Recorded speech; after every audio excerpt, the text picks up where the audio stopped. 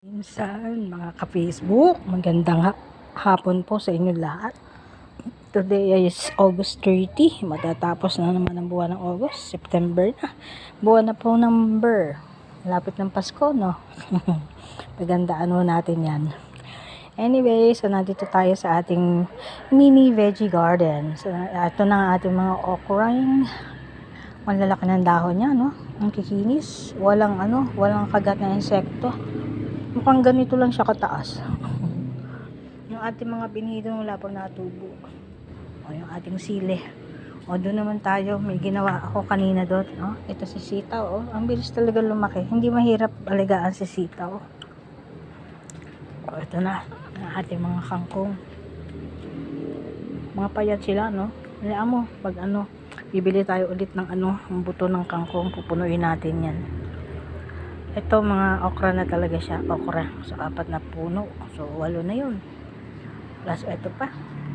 Ito naman yung bell pepper at saka yung ampalaya. Gumagapang na sila. May 5 puno tayo.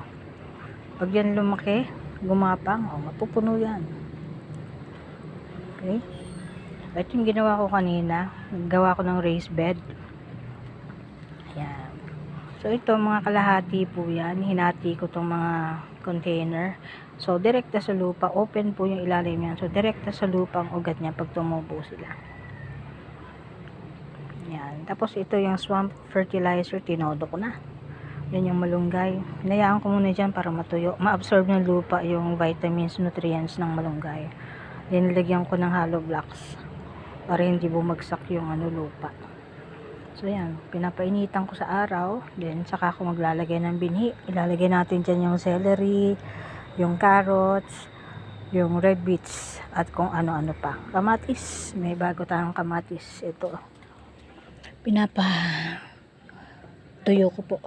O ito na yung alugbati, mabilis yung lumaki. Bali, ilalagay natin yan dyan, isisingit natin yan. Alugbati natin, para mapuno din to. Yan dyan. Lagyan natin dyan. Okay. Ito talagang okra natin. Talagang pineste na. Ibang-iba ang kulay nito kaysa dun sa nandoon. Ito talagang sinira na. Meron kasing caterpillar na gumagala-gala. Yan sigurong kumakain. Bale, tapusin muna natin ang pagbubunga nito. Okay, lilipat ko or definitely tatanggalin ko na, baka makahawa pa. Ito yung mga okra natin, madami namang kapalit. So far mga 20 siguro, 20